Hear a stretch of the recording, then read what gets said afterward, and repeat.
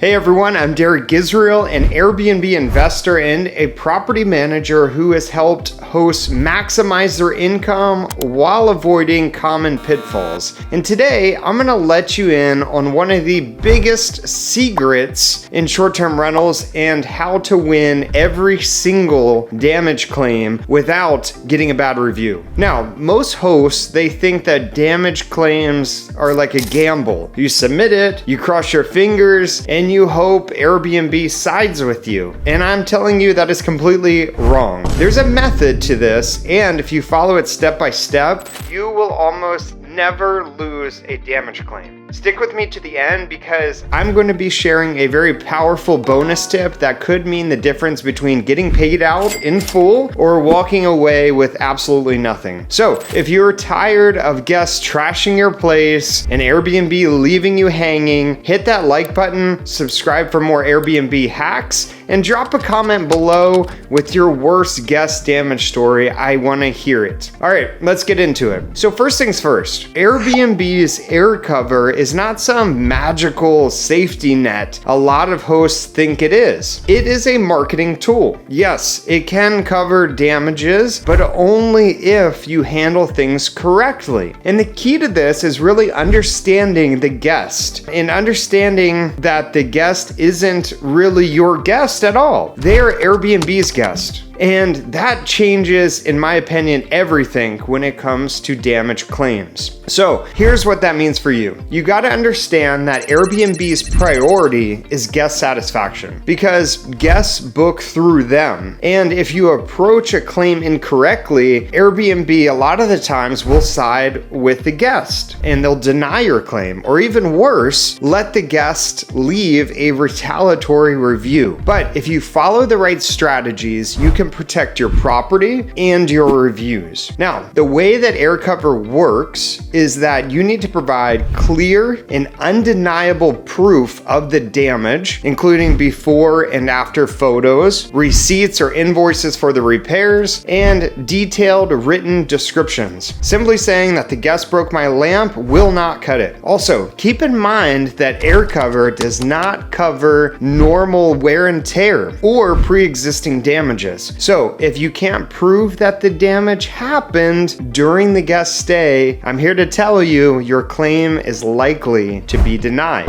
And this is why really detailed photo documentation between each stay is critical. You've got to have a system in place to document the condition after cleaning, but before their arrival. Now, most guests, they panic, when they find damage and they rush to submit a claim immediately. In my opinion, that is a huge mistake. Here's the deal. You have 14 days from the date of checkout to file a claim, but the key here is timing, and the best time to submit it after the guest leaves a review. That's a hot take, and I may get some heat for this, but it is after the guest leaves a review, or if they don't leave a review, as close as to day 14 as possible. And why is that? Because if you file too soon, the guest gets an email about it while they still have time to leave you a review, and guess what? That review probably won't be good if I just had to guess. So if you wait until after the review is posted, they can't change it. They could remove it, and that's, in accordance with Airbnb policy, you can remove a review, but you can't edit it after it's been posted. So that's how you protect your rating while still getting compensated. And to track this effectively, what I recommend is to use a spreadsheet or a property management system to note guest checkout dates, review submission dates, and the final deadline for filing that claim. This way, you never miss your window of opportunity. Now, here's where a lot of guests go wrong. They get angry. They let their feelings take over, and they send a message like, "Hey, you broke my table and I'm gonna charge you." I guarantee you that is a surefire way to get a 1-star review, or certainly not a 5-star review, which is what we're all shooting for, right? Instead, you want to use a neutral, non-confrontational professional approach. Something like, hey John, we have some photos of the home and we noticed some damage. Now, John, we're not exactly sure what happened, but we'll be starting a resolution request with Airbnb so that they can compensate us for repairs. Now, if by chance, John, like how this happened, we would love to hear your side of the story. What this is going to do is going to keep things open-ended and make the guest feel involved rather than accused. And guess what? They probably did the damage.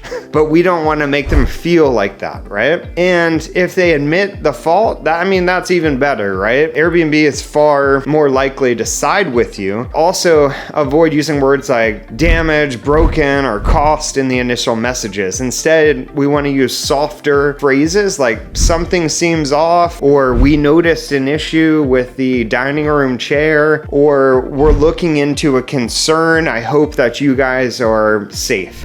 Guests, they are far more likely to cooperate when they don't feel like they are being blamed. And if damage is happening during the stay, here's a pro tip. What we do at Level Up Property Management is we send a quick message to Airbnb support, which documents the issue, and we request a case number or a case ID. Don't ask them to take action, just document it. And once they acknowledge it, have them close out that ticket. Now, why does this matter? Because if the guest leaves a retaliatory review, you now have proof that a conflict occurred, which is one of the review removal provisions in Airbnb's policy. You can use this to get negative reviews taken down, which, as we know, is getting harder and harder to do. Here's another pro tip. You got to keep detailed communication records with the guest. So if a guest acknowledges damage in a message, screenshot it immediately. If Airbnb support gives you guidance over chat, download the transcript. The more evidence you have, the stronger your case. So let's recap. We understand that guests that what we thought are our guests are actually Airbnb guests. You need to play the system. Don't fight it. Wait until the guest reviews you, or as close to day 14 as possible, and you want to file the claim. We want to use non-confrontational language to really avoid triggering like a negative response. And then we want to document everything with Airbnb support so that you have leverage if a bad review happens. We want to use before and after photos, invoices, guest communication to really strengthen your claim. You have to make a legal claim as to why you are correct and you should be reimbursed. And now for the bonus tip that I promised. If a guest admits fault in messages, what I recommend is take a screenshot. Don't just rely on the Airbnb message history, because what we've seen is support representatives can be fairly inconsistent, and having a screenshot makes your case bulletproof. Also, you may consider having a deductible fund set aside for minor damages under $100. Some may say that claims are simply not worth fighting or fighting Airbnb over, so you have cash reserves to save you the headache. I completely disagree with that. If a guest calls the damage, you should collect that. This is a business and this is how we win. And the person that makes the most money in business wins. So there you have it. Use these strategies. I guarantee you will start winning damage claims